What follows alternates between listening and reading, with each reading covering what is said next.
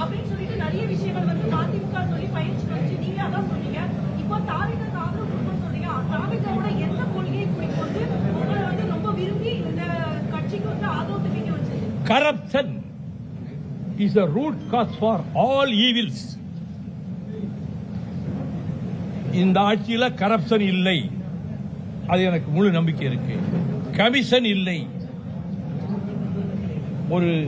ஒரு சதுர அடிக்கு இவ்வளவு அமௌண்ட் கரப்ஷன் கமிஷன் எல்லாருக்கும் தெரிஞ்சதுதான். Everybody knows it. அந்த கமிஷன் இந்த ஆட்சியிலே ஒழிக்கப்பட்டு விட்டது. கமிஷன் ஒழிக்கப்பட்டு விட்டது. கரப்ஷனுக்கு இடமில்லை. இந்த 2 பாயிண்ட்லயே இந்த ஆட்சியை நாங்கள் ஆதரிக்கலாம். இடஒதுக்கீட்டை சமூக நீதியை பாதுகாப்பதில் உறுதியாக இருக்கிறது. இருமொழி கொள்கையை நிலைநாட்டுவதில், மும்மொழி கொள்கையை ஏற்றுக்கொள்ளாததில், அண்ணாவின் கொள்கையையே தாவேகா அரசு பின்பற்றுகிறது. இந்த காரணங்களால் நாங்கள் இந்த ஆட்சி மீது நாங்கள் திருப்தி அடைந்திருக்கிறோம், ஆதரிக்கிறோம்.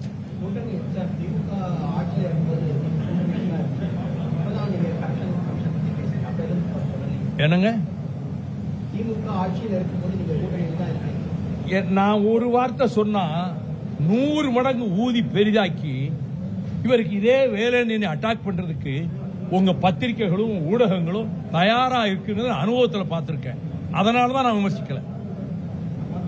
எங்களை வேற கொத்தி தீக்கிறதுக்கு, கொத்தி புராண்டுறதுக்கு ஊடகங்களும் மாலை நேர அந்த விவாதங்களும் தொலைக்காட்சிகளில் நாங்கள் தமிழ்நாட்டு வாழ்வாதாரங்களை காப்பாற்றுவதற்கு, முல்லைப்பெரியார் பென்னிக்குக் அணையை பாதுகாத்துக் கொடுத்ததற்கு, நீட்டினோ 16 வருஷமா வரவிடாமல் தடுத்ததற்கு, நெய்வேலி நிலக்கரி தனியார்களும் போக விடாமல் வாஜ்பாயோட கடைசியிலே வாதாடி மீட்டு கொடுத்ததற்கு, பெரியார் மையம் இடிக்கப்பட்ட போது பதிலுக்கு இடம் வாங்கி தந்ததற்கு, ஏதாவது ஒரு பிரச்சனையில எந்த விவாதத்திலாவது மறுமலர்ச்சி திராவிட முன்னேற்ற கழகம் தமிழ்நாட்டுக்கு வாழ்வாதாரங்களை காப்பாற்ற எந்த கட்சியும் செய்யாததை மறுமலர்ச்சி திராவிட முன்னேற்ற கழகம் செய்து சாதித்து காட்டியிருக்கிறது என்பதை ஒரு சொல், ஒரு வார்த்தை, ஒரு வரி எந்த தொலைக்காட்சி வாதத்திலாவது யாராவது பேசியிருப்பார்களா? அப்படியே எங்க மேல ஒரு காழ்ப்புணர்ச்சி வைத்துக் கொண்டு எங்களை கொத்தி தீக்கிற மாதிரி வாதங்களை வைக்கிறவங்க மத்தியில நான் ஒரு வார்த்தை திமுக அரசை பற்றி குறை சொன்னா அதையே ஊதி பெரிதாக்கி இவர் குழப்பம் உண்டு பண்றாரு கூட்டணிக்குள்ள ஆட்சிக்கு விரோதமா சொல்லுவாங்க. அதுக்கு ஏன் வாய்ப்பு கொடுக்கணும்னு பேசாம இருந்தேன்.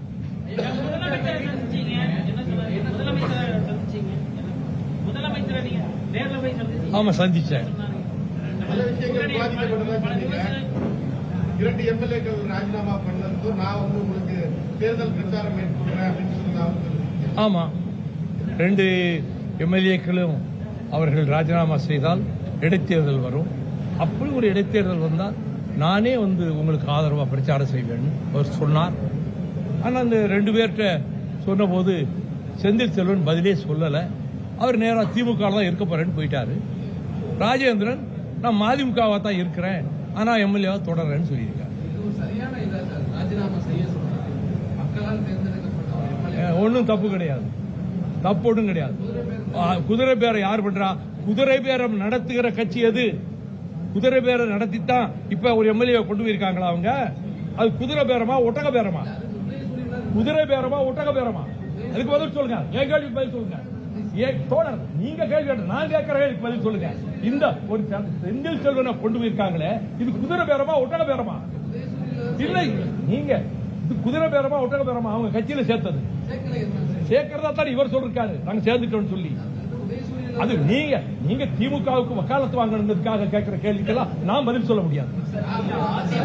அதற்கெல்லாம் நான் பதில் சொல்ல தயாராக இல்லை. இல்ல இல்ல, நான் பதில் சொல்ல வேண்டிய அவசியம் இல்லை. உங்களுக்கு நான் பதில் சொல்ல வேண்டிய அவசியம் இல்லை. இல்லை, நீங்க என்ன நோக்கத்தோட கேட்கறீங்கன்னு தெரியும். அதிமுக சட்டமன்ற உறுப்பினர்கள் ராஜினாமா செஞ்சிருக்காங்க. பொதுவா மக்கள் என்ன நினைப்பாங்க சார்? ஏன்னா மக்கள் ஒண்ணும் நினைக்க மாட்டாங்க, நியாயம் நினைப்பாங்க, ஏத்துக்கிடுவாங்க.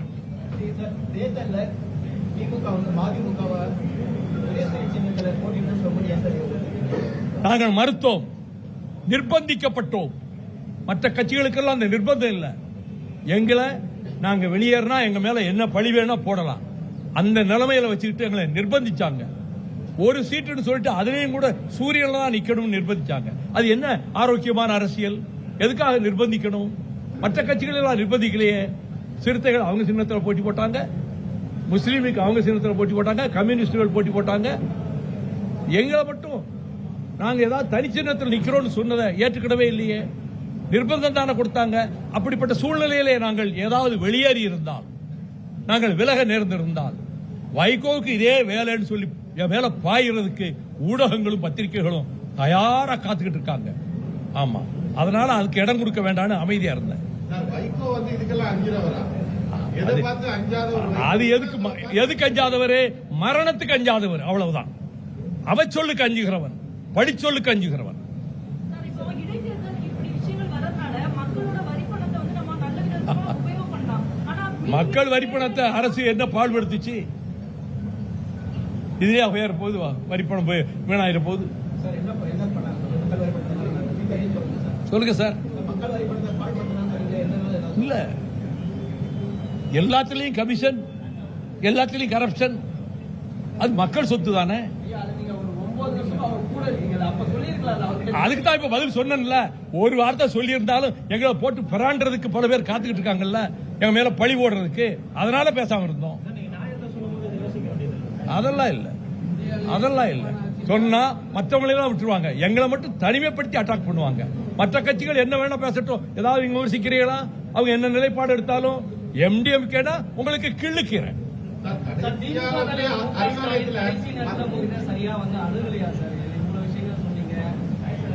எங்களை சரியாக நடத்தவில்லை. போன உடனே இந்த 4 சீட்டுக்கு ஒத்துக்கிட்டா தான் அடுத்து பேச்சுவார்த்தை. கண்டிஷன் போட்டு நிர்பந்தப்படுத்தி இதுக்கு அடுத்த ஸ்டெப்புக்கு போக முடியும். எடுத்த எடுப்பிலேயே நீங்க இதை கையெழுத்து போட்டு தான் ஆகணும். அப்பதான் பேச்சுவார்த்தையை தொடர முடியும்.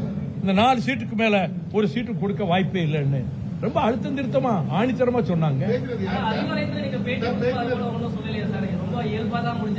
ஏங்க சண்டை போடுங்கிறீங்களா? அறிவாலயத்துல அவங்களோட சண்டை போடுங்கிறீங்களா? இந்தியாவிலே சிறப்பான ஆட்சி தமிழகத்தில் தான் நடைபெறுது. எப்போ? அது வந்து அவுட் ஆஃப் கான்டெக்ஸ்ட் அதுன்னு சொல்லக்கூடாது. எந்த நேரத்தில் எந்த பேச்சுல எந்த வரி வந்ததுன்னு எடுத்து சொன்னா தான் முடியும். நீங்க முட்டைக்கட்டையா இப்படி சொன்னா அதை ஏத்துக்கிட முடியாது. ஆமா, கூட்டணியிலே இருந்தபோது கூட்டணி தர்மத்தை காத்து சில தவறுகளை மனசிலே உணர்ந்தாலும் கூட விமர்சனம் செய்யாமல் கூட்டணி பேச்சுவார்த்தை குழுவில் இருந்த நபர்கள் எங்க குழு போச்சு. முன்னாள் முதலமைச்சரே இல்ல, எங்க குழு போச்சு. அவங்க முதலமைச்சர் யார்ட்டையும் பேசலையே, அவங்க குழுவை தானே நியமிச்சிருந்தாங்க. அந்த குழு தான் பேச்சு.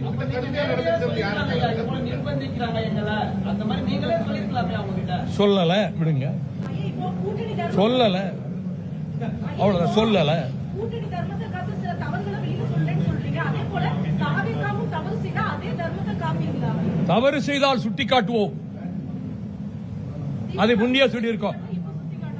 அது சுட்டி காட்டுவோம். அதை தாங்கிக் கொள்ளக்கூடிய ஜனநாயக பக்குவம் இந்த முதலமைச்சருக்கும் இந்த கட்சிக்கு இருக்குங்கிற நம்பிக்கையில சுட்டி காட்டுவோம்.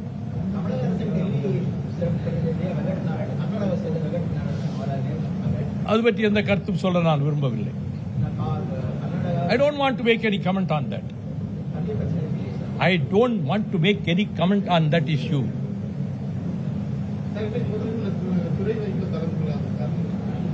ஒரு முக்கியமான ஒருவருக்கு உடல் நலம் இல்லை, அவரை பார்க்கறதுக்காக மருத்துவமனைக்கு போயிருக்கார் திருச்சியில். அதனால வந்தேன். அதெல்லாம் ஒண்ணு இல்லை. எதுக்கு அதுக்கு சம்பந்தம் இல்லை. எங்க இல்ல, வாய்ப்பே இல்லை.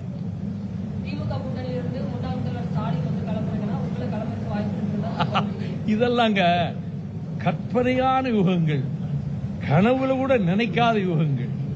1% கூட அதுல வாய்ப்பு கிடையாது.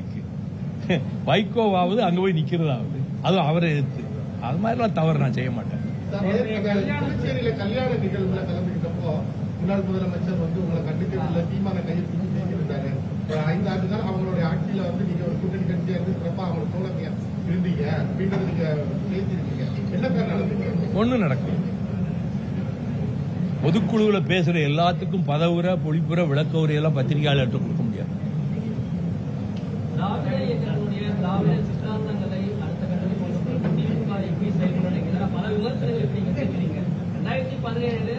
அதிமுக திராவிட கொள்கையை பாதுகாப்பதற்காக தான் திமுகவுடன் போறோம், கொள்கை கூட்டணின்னு சொன்னீங்க. இப்போ திமுக எப்படி செயல்படுது?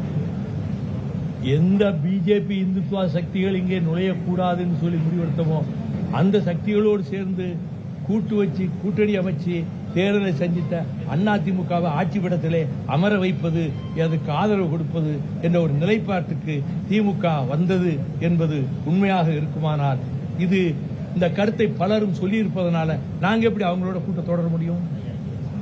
அவங்களுடைய அரசியல் எதிர்காலம் எப்படி இருக்கு? யாருடைய அரசியல் எதிர்காலம்? அவருடைய அரசியல் எதிர்காலம் அது ஒரு நல்ல கட்டமைப்பான கட்சி, ஒரு ஸ்ட்ராங் ஸ்ட்ரக்சர் உடைய கட்சி, கட்டுக்கோப்பான கட்சி. அவங்க இந்த கட்சி எதையும் ஃபேஸ் பண்ணி அவங்க ரன் பண்ணுவாங்க. கூட்டணி கட்சி தலைவர்களை வந்து அணுகுறதுல தவற விட்டாரா முக ஸ்டாலின்? தேர்தல் நான் குறையெல்லாம் சொல்ல, நான் தளபதி மு.க. ஸ்டாலினை பற்றி எந்த குறையும் சொல்ல விரும்பவில்லை. தாவேகா வந்து பாஜக எதிர்ப்புல உறுதியாக இருப்பாங்க, நீங்க நம்புறீங்களா சார்? நம்புகிற வரைக்கும் ஆதரிச்சுக்கிட்டு இருப்போம், மாறுபட்டு போனா எதிர்ப்போம். கொளத்தூர்ல திமுக தலைவர் ஸ்டாலின் போறதுக்கு காரணமே நீங்க என்ன பண்றீங்க? மக்கள் தான் காரணம், வாக்காளர்கள் தான் காரணம். தமிழ்நாட்டில் மதசார்பற்ற பொதுப்பொது கூட்டணி இல்லாம இருக்கு. ஏன்னா அங்கிருந்த எல்லாருமே வந்துட்டீங்க. தாவேகா தலைமையில புதிய கூட்டணியை எப்படி உருவாக்க முடியும்? நான் உருவாக்க போறது இல்லையே, நான் அப்படி சொல்லவும் இல்லையே. அப்படி ஒரு கூட்டணி அமைக்க போறோம். அதுக்கான முயற்சி எல்லாம் இருக்கு. ஐ ஆம் எ ஸ்மால் மேன். அப்படியெல்லாம் நினைக்கிற அளவுக்கு நான் பெரிய ஆள் கிடையாது. இந்தியா கூட்டணியில எந்த மாதிரியான நிலைப்பாடு இந்தியா கூட்டணியில We are also one of the constituents of India bloc, India Alliance. They have invited me to participate. அவங்க இன்வைட் பண்ணாங்க. கேசி வேணுகோபால் ஃபோன் பண்ணாரு, நசீர் ஹுசேன் ஃபோன் பண்ணாரு. அவங்க அழைப்பின் பேரில் போய் கலந்துக்கிட்டேன். 8ஆம் தேதி ஹைதராபாத்தில் கூட்ட போற கூட்டத்திலையும் நாங்கள் கலந்துக்கிட்டோம். எங்களை அழைச்சிருக்காங்க. சார், இப்போ நீங்க திமுக கூட்டணியில இருந்து விலகி தாவேகா கூட்டணிக்கு வந்துட்டீங்க. தாவேகா கூட்டணியிலே அதிக அளவுல கட்சிகள் இருக்கு. வரக்கூடிய தேர்தல் காலங்கள்ல உங்களுக்கான பிரதிநிதித்துவம் கரெக்டா கிடைக்கும் நினைக்கிறீங்க? ஏங்க எங்கேயோ உள்ள வியூகங்களுக்கு இப்ப போறீங்க? நாளை நடப்பதை யார் அறிவார்? அதை இப்ப நிக்க சொல்லணும். இடைத்தேர்தலில் மதிமுக போட்டி என்னங்க? இடைத்தேர்தலில் மதிமுக நாங்க போட்டியிட மாட்டோம். எந்த தொகுதியில்? நாங்கள் போட்டியிட மாட்டோம்.